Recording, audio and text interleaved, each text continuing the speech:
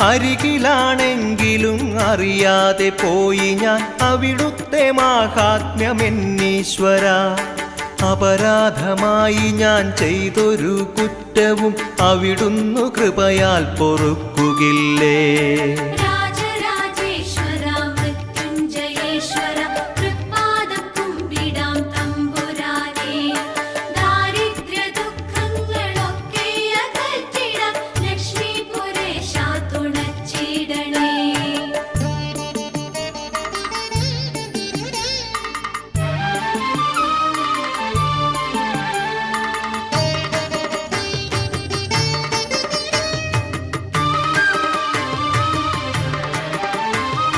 കാശിപുരേശനെ കൈവണങ്ങിടുവാൻ കാലവിഷമത്താലൊത്തതില്ല.